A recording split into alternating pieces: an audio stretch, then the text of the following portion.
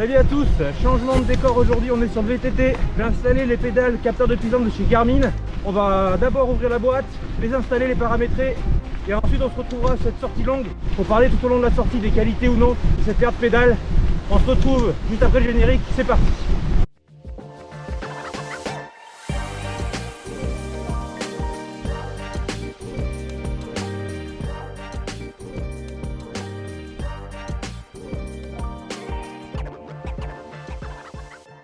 Donc voilà le carton, belle boîte, hein, tout est bien fermé. Vous avez quelques informations comme habituellement sur le côté qui rappellent un peu les différentes caractéristiques. Je vous les mettrai certainement en commentaire. On va aujourd'hui plus spécifiquement s'attacher au test terrain, donc l'unboxing va être un peu rapide. Allez, on ouvre la boîte. Donc il y a bien les deux pédales.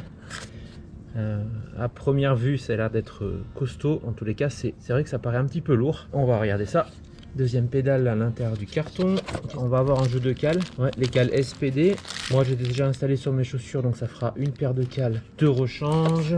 Les petites notices, on a ici quelques pastilles à mettre sur les pédales qui sont a priori réfléchissantes. Les petits joints permettent de refaire l'étanchéité si besoin au niveau du local de pile. Il y a deux rondelles pour décaler en fait votre pédale si elle venait à toucher au niveau du passage de chaîne. Certainement que ça doit être noté sur la notice. Voilà, notice d'installation assez rapide, démonter, mettre de la graisse, remettre. Et voilà ce que je disais au niveau des rondelles, ça permet de pouvoir éventuellement se détacher puisque c'est valable sur les gravel et sur les VTT. Moi je pense que j'aurai pas de problème, mais ça permet de décaler un petit peu pour éviter qu'il y ait moins de 2 mm. Donc là on va démonter moi mes pédales et on va mettre celle-ci. Bon, moi j'ai déjà desserré un petit peu les pédales, donc c'est un peu de la triche, elles n'étaient pas trop serrées, donc on enlève les pédales, on nettoie et on va installer les autres. Alors on va en profiter bien sûr pour graisser les pédales correctement avant de les installer. Voilà, un petit peu de graisse et on va aller l'installer en tournant dans le sens des aiguilles d'une montre pour la pédale droite et on va faire pareil pour la pédale de gauche. Donc pour le serrage, c'est pas comme pour les pédales habituelles avec une clé 6 pans. Là c'est avec une clé classique, donc on tient la pédale dans une main et on serre mais vraiment très légèrement, il n'y a vraiment pas besoin d'exercer de pression. On va bien sûr faire pareil pour la deuxième. Pensez bien mettre de la graisse, hein. Vous galérez pas pour les enlever, puisque celles-ci, l'avantage c'est qu'elles sont assez facilement démontables et vous pouvez donc les passer d'un vélo à un autre sans aucun souci. Elles se vissent super bien, il n'y a aucun souci par rapport à ça. J'ai aucun problème là, je fais pratiquement à la main jusqu'au bout. Donc un petit coup de serrage vraiment très léger, n'allez pas mettre trop de tension sur ce pas de vis, il y a aucune espèce de force à mettre. Voilà, les pédales sont montées, donc moi ça va me changer parce que j'avais une surface de pied plus importante sur les modèles que j'avais, mais on va avoir cette fois-ci données de puissance, c'est ce que je voulais. On va maintenant passer à la connexion sur le GPS. Donc maintenant on va faire le lien avec le GPS Garmin, on va aller voir comment ça se passe en termes de synchronisation, est-ce que c'est rapide ou pas. Donc vous allez dans le petit menu ici, vous allez dans capteur et vous allez dans ajouter un capteur, on va aller dans puissance. Normalement ici il faut faire tourner quelques secondes les manivelles. Ben voilà, il est déjà synchronisé, rallye, ajouter un capteur, configurer le capteur de puissance Garmin maintenant. Allez, on va le configurer. Qu'est-ce qu'il nous demande? La longueur de mes manivelles, effectivement, et moi c'est bien des 172,5 mm, donc je valide. C'est là où vous allez valider la longueur de vos manivelles de pédalier, c'est important pour calculer la puissance. Définir un rappel d'étalonnage avant chaque activité, donc est-ce que vous voulez l'étalonner avant chaque activité ou non? Moi je vais commencer par oui maintenant, ça permettra de faire l'étalonnage sur cette sortie. Étalonner le capteur maintenant, oui. Retirer les pieds, bien sûr, moi s'il n'y a rien dessus, on va démarrer l'étalonnage. Voilà, quelques phases à faire avant de partir pour une première sortie. Et voilà, mon capteur est synchronisé. Et dans ma sortie VTT, mes puissances s'indiqueront ici. Voilà, les pédales sont installées. Vous avez vu, c'est assez facile, hein. Rien de plus simple pour la synchronisation avec votre GPS. Et je vous retrouve directement sur le VTT pour faire mon partage sur ce produit. Et ben allez, c'est parti. Le test est lancé.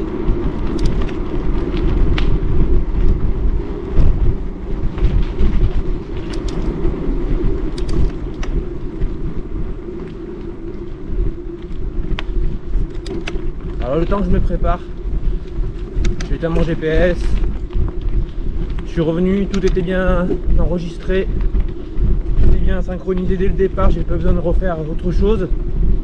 Il y a juste l'invite d'étalonnage qui se fait ou non à chaque lancement d'activité. Ça permet d'être le plus précis possible. Moi je l'ai fait là une fois, après c'est du VTT, hein. La puissance là je la veux pour avoir une ordre d'idée. mais j'ai pas forcément besoin d'avoir de la précision comme les séances spécifiques. Voilà, on est parti, ça fait quelques centaines de mètres que je suis parti de la maison et les premières choses qu'on a envie de tester, c'est est-ce que la pédale se clip correctement. Et oui, la pédale se clip super facilement. Je trouvais ça hyper intuitif. Là j'ai eu un passage où il y avait besoin de déclipper rapidement la pédale. Pareil, j'ai trouvé que c'était assez simple. Alors j'avais quand même testé à la maison avant de partir, hein, parce qu'il y a la possibilité de serrer, enfin de rendre la rigidité au niveau du serrage avec une petite molette de réglage. Mais pour moi c'était adapté dès le départ. Là c'est la première bosse et à vrai dire j'avais peur que le surface de pédalage n'était pas comparable aux anciennes pédales et j'avais peur de manquer de sensation au niveau du pied. Là je me sens bien maintenu, donc on va avancer avec, on verra petit à petit ce que ça donne. Alors après vérification, tout à l'heure j'avais mis 172,5 de longueur de manivelle et je trouvais que sur les premiers hectomètres la puissance était un peu surévaluée.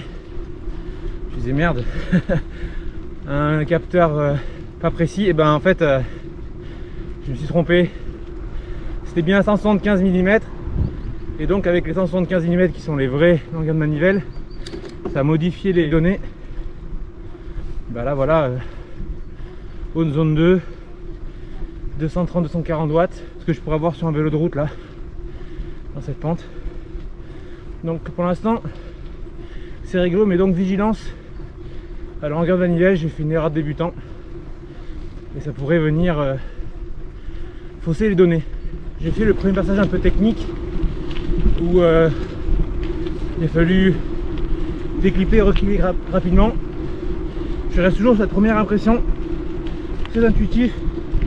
Franchement, c'est, on regarde pas, vous voyez. Là que c'est clippé, on a vraiment cette facilité à retrouver la pédale facilement. Et puis c'est une partie aussi un peu engagée avec pas mal de watts à mettre. Voilà, c'est intéressant de pouvoir suivre l'intensité en watts là. Le cardio est monté au seuil, les watts ont bien suivi.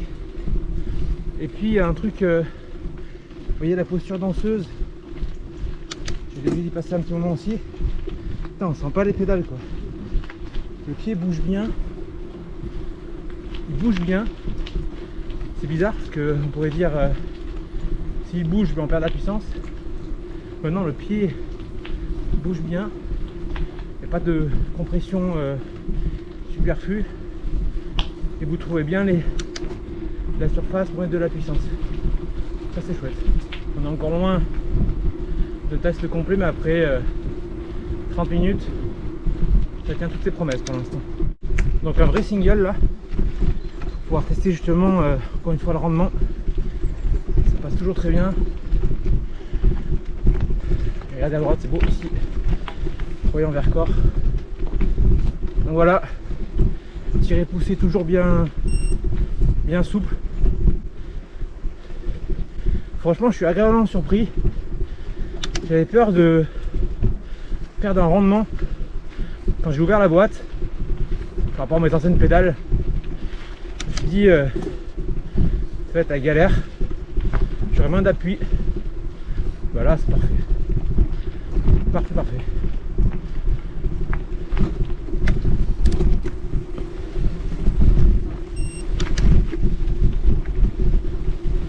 Pour l'instant pas de problème de connectivité sur les données de watts, zéro décrochage, ça a l'air de suivre son cours.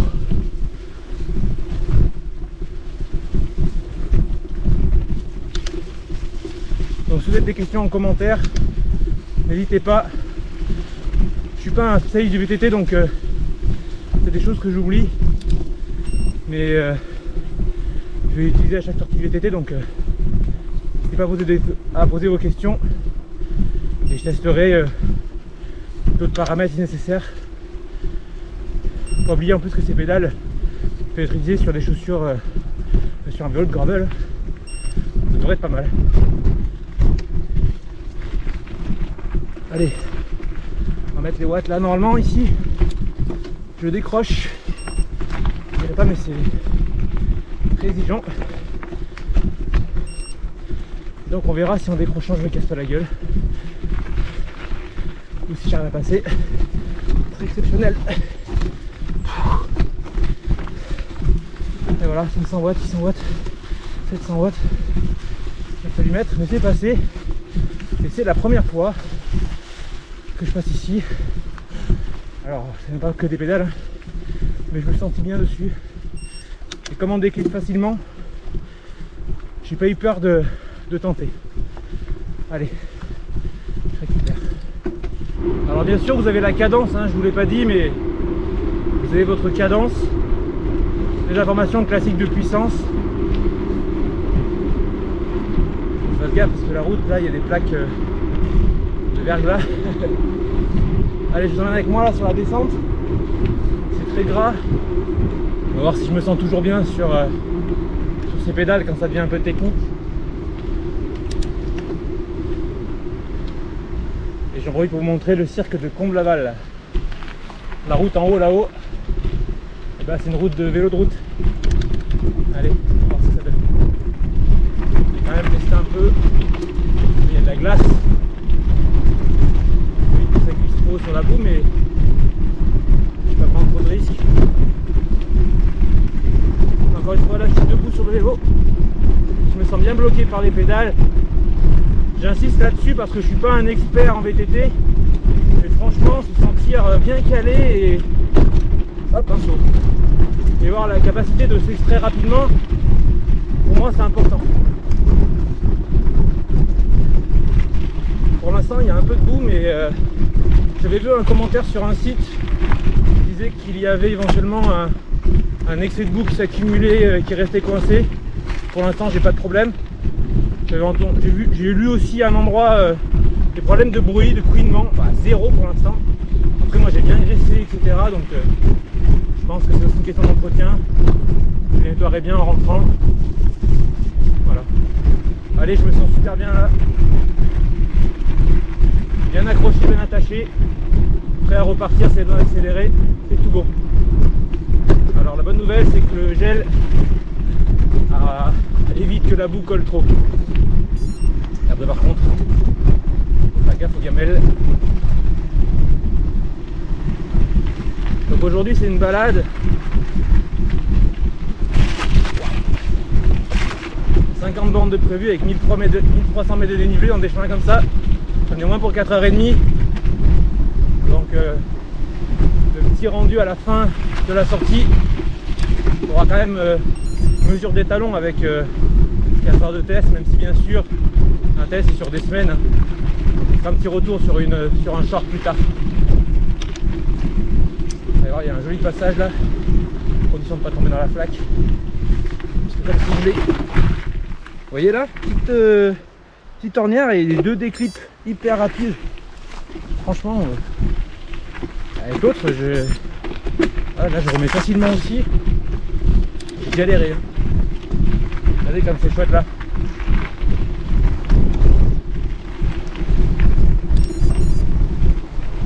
L'eau est froide, hein. On va pas s'arrêter. Allez, maintenant je continue, j'ai une belle bosse. On se retrouve dans quelques kilomètres, faire un point. On verra où est-ce que j'en suis. Et est-ce que c'est toujours aussi bon. Bon, ça fait 1h15 que je roule. Tout va toujours très bien. Je vais poursuivre mon aventure à base de beaux décors comme ce qui est à gauche là, de chemins pourris, de boue. Et ce qu'on fait, c'est qu'on se retrouve au chaud pour débriefer, regarder ensemble les données de puissance, il n'y a pas eu de décrochage, etc. Et faire le bilan de ce test. Je vous aurais fait encore 2-3 heures de VTT et du coup ça sera un vrai bilan sur 4 heures. On se retrouve au chaud, à tout de suite. Voilà une bonne douche et on est prêt pour le débrief. Je suis sorti à peu près 3 heures, 42 km et 1200 mètres de dénivelé. Ce qui est vraiment bien avec cette sortie, que j'ai pu tester vraiment tout le périmètre qu'on pourrait utiliser sur les sorties de VTT. J'ai fait des terrains caillouteux, un peu de route, un peu de boue, des passages techniques, des passages où on pouvait envoyer des watts sur des parties un peu plus chemin gravel, donc c'était hyper intéressant de le tester sur cette sortie. Bien entendu que je vais les employer encore à de nombreuses sorties de VTT durant cet hiver, et pourquoi pas un peu cet été, mais je me permets déjà de vous faire un premier retour. Alors pour ce qui est des données que vous pouvez récupérer avec ce modèle XC100, c'est les données de puissance et les données de cadence. Donc bien entendu, comme n'importe quel capteur de puissance, les watts que vous allez retrouver sur votre activité. Et les données de cadence pour interpréter aussi votre vélocité. Mais le modèle X100, c'est un modèle avec une seule pédale qui capte la puissance. Donc en fait, il multiplie par 2 la puissance que vous engagez sur une jambe pour donner votre puissance totale. C'est pas le modèle avec 2 capteurs de puissance séparés. Donc sur celui-ci, vous n'avez pas l'information dynamisme du cyclisme avec les notions de cycle de pédalage, pic de force et toutes les choses que vous pouvez avoir quand vous avez 2 pédales qui vous donnent de l'information. Mais franchement, est-ce qu'on a besoin de ces données-là? Je ne sais pas. En tous les cas, pour moi, sur la partie VTT, ça n'a aucun espèce d'intérêt d'avoir des données précises. Je vais rester avec ce modèle, ça me convient largement et je pense que la plupart d'entre vous ont des modèles qui permettent d'avoir la puissance globale et pas forcément la puissance précise. Et je pense pour la pratique du VTT ou du gravel, pas besoin d'être plus précis que ça. Commençons par l'installation, c'est une simplicité, hein, c'est un peu plug and play. Vous installez, vous allez jouer, j'ai dû mettre aller en tout et pour tout 3 à 4 minutes pour les assembler, les monter, les connecter avec mon GPS et j'étais parti. Et ça sera pareil avec n'importe quel GPS, c'est pas parce que c'est un GPS Garmin que c'est plus facile. La connectique a l'air d'être hyper rapide, hyper efficace, donc pour le montage déjà, c'est parfait. Ça a l'air extrêmement costaud, quand je l'ai monté, je me suis rendu compte tout de suite de la solidité et quand je les ai essayés, j'ai pas été surpris, c'est costaud, ça a l'air d'être résistant, j'ai pu passer dans des endroits engagés, à un moment donné je suis tombé, le VTT est tombé sur la pédale. Pour l'instant rien ne s'est passé, donc tout a l'air d'être costaud et résistant dans le temps. Et pour moi, dans la pratique du VTT, j'avais pas envie d'investir dans un produit qui allait être peut-être plus technique que ça, mais plus fragile. Voilà, c'est quelque chose qui est costaud, qui va durer dans le temps, et ça c'est une première chose. Ensuite, pour ce qui est de mon utilisation à moi, comme je suis pas un VTTiste et que je suis plus un pratiquant du vélo de route, pour le VTT je suis franchement pas super à l'aise. Et j'ai besoin d'une paire de pédales où je puisse clipper, déclipper rapidement, instinctivement, sans être en souci dans les chemins où vraiment c'est difficile de rester sur le VTT, de pas se ramasser une gamelle, et j'avais vraiment peur de ça sur le test parce que j'avais l'habitude avec mes anciennes pédales. Franchement c'est super, c'est encore plus intuitif que une pédale de route que je connais qui sont des looks carbone pour la route. Voilà, vous pouvez foncer vraiment si vous cherchez quelque chose d'instinctif pour clipper, déclipper. En toutes conditions, vous pouvez y aller. Ensuite, pour ce qui est de la fiabilité des informations, j'ai pas pu vraiment faire de test en comparant 2 types de pédales, mais sur une partie de route que je fais de temps en temps aussi avec le vélo de route, pour les données de puissance équivalentes et le cardio équivalent, j'avais quasiment la même corrélation. Vous voyez, vous le savez, quand vous êtes dans une certaine zone de fréquence cardiaque, vous avez une certaine puissance. Ben moi, quand j'étais à 230, 240, j'étais en haut de ma zone 2. Ben c'est exactement la même chose que j'ai sur du vélo, donc c'est l'étalon que j'ai, mais je pense que ça peut vous rassurer sur l'exactitude des données. Ils annoncent 1% de précision, d'erreur de précision sur les données de puissance, donc faisons confiance à Garmin, il faut quand même du bon matériel. Il me reste à vous parler du prix, 498 € pour cette paire de pédales. On est dans les prix du marché, vous la trouverez sur le site weridencycling.com qui est partenaire de cette vidéo.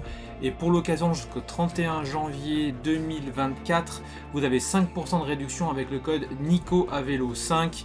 Et quoi qu'il en soit, allez faire un tour sur la boutique si vous regardez cette vidéo après la date, puisqu'il y a plein d'offres super sympas, plein de produits. C'est des spécialistes de l'assemblage de vélos sur mesure. Ils vendent aussi des groupes complets, pas mal de promotions aussi sur leur site. Vous verrez, c'est un site de référence qui livre très rapidement en France. Moi personnellement, c'est là où je me fournis sur l'ensemble de mon consommable. Et je vous mets le lien bien sûr dans le commentaire de la vidéo. Merci à tous d'avoir regardé cette vidéo. J'espère que vous en avez appris assez pour faire votre choix et choisir si ce capteur de puissance est bon pour vous. Si vous avez des questions, n'hésitez pas à les mettre en commentaire. J'y répondrai avec grand plaisir. Je vous dis à très vite pour de prochaines vidéos. Salut à tous.